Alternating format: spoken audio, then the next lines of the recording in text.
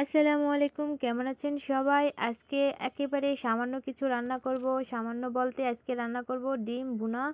ডিমের সাথে ছোট ছোট আলু দিয়েছি, ৩-৪টা আলু একসাথে আমি আজকে ডিমটা ভুনা করব।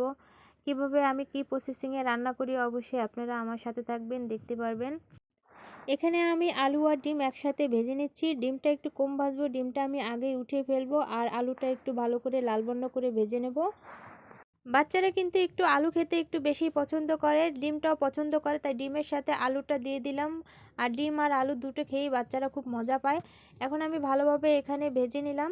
এখন আমি এখানে দিয়ে দিচ্ছি মশলাগুলো একটু ভালোভাবে কষিয়ে তারপর আমি ডিমটার আলুগুলো দিয়ে দিলাম।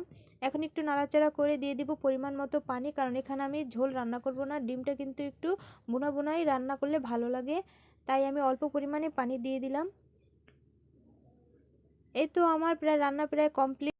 দেখেন ডিমের কালারটা কত সুন্দর আসছে। আর এই তো একটু তেলটা একটু বেশি মনে হয়, তেলের পরিমাণটা আজকে একটু বেশি হয়ে গেছে। আবার ডিমে কি তেলটা একটু কম হলে ভালো লাগে না, একটু তেলটা একটু বেশি দিলে। আর আমি এখানে বাটা মশলা, সব বাটা মশলা ব্যবহার করেছি। আমি শুকনো মরিচটাও গুঁড়া ব্যবহার করিনি, এখানে আমি বেটে দিয়েছি, এই জন্য শুকনো মরিচটা আস্তে আস্তে কিছুটা আস্ত রয়েছে, একটু লাল ফাঁকে ফাঁকে একটু লাল বর্ণ কালারটা দেখা যাচ্ছে শুকনো মরিচের।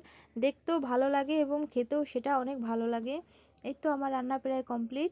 সবাই ভালো থাকবেন। যদি ভিডিওটি ভালো লেগে থাকে অবশ্যই লাইক কমেন্ট শেয়ার করে দিবেন আর কমেন্টে জানাবেন কীরকম হলো আমার আজকের ডিম ভুনা। সবাই ভালো থাকবেন। আসসালামু আলাইকুম। আল্লাহ হাফেজ।